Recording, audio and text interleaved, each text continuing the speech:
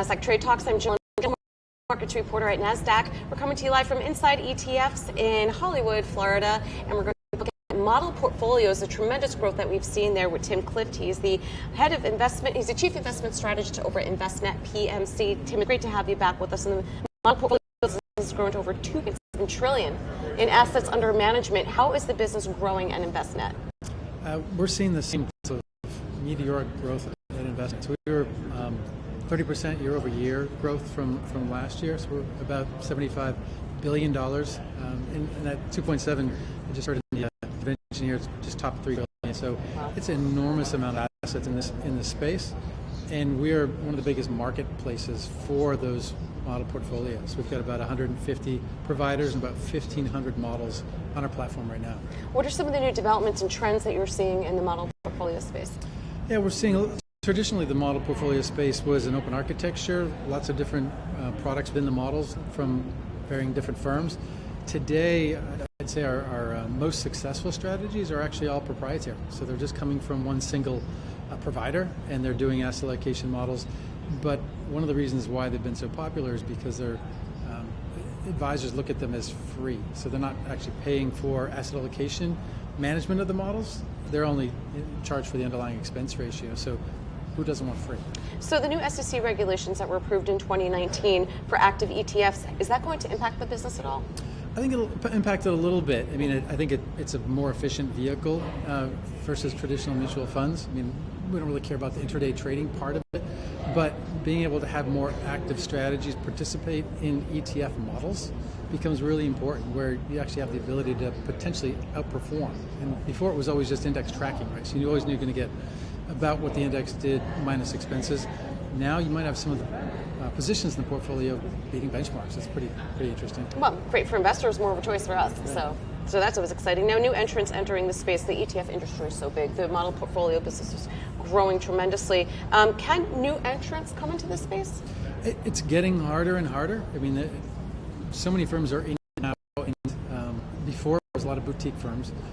Larger firms have stepped in with a lot more manpower and wholesaling and pricing advantages.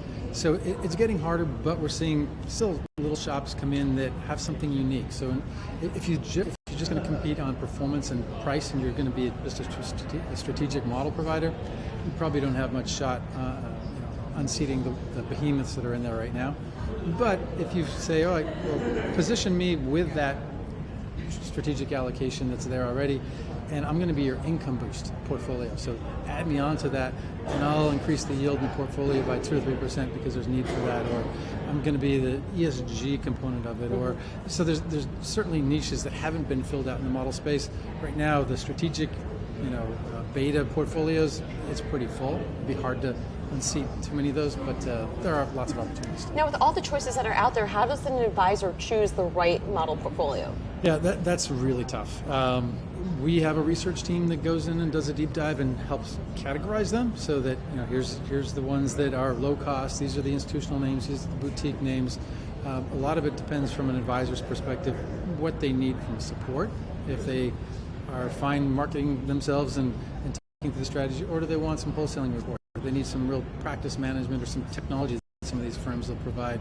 Some of them actually have great videos that they'll send, say, hey, there's an update on the portfolio very frequently, so that the advisor's always updated on what's happening with the strategy. So the less sophisticated advisor may want a lot of support. The more sophisticated may think they know and can do a lot of it themselves. So it really depends on the advisor. The investment platform, you really are ingrained with FA advisor practices. I mean, it's almost a fintech company at the end of the day. So it's really interesting. Yeah, we are a fintech company. Yeah. We have different components to it, but we're really trying to help the advisor from a technology standpoint scale their business, build their business, and be more efficient. That's what I thought was great covering the Investment Conference last year in Austin. I did not realize how much fintech plays into the advisory space. It's almost like you're looking at the next gen of financial advisors. It is. I mean, we really want to make sure that they can be as efficient as possible so that they can grow their business, add more clients, but not have to take up all that time doing the asset management part of it or filling out paperwork. So everything can be point and get done quickly for their business so they can spend more time building relationships and spending time with clients. All right, Tim, great to see you as always. Thanks for joining us. And thanks for joining me on Trade Talks. I'm Jill Malandrino, Global Markets Reporter at Nasdaq.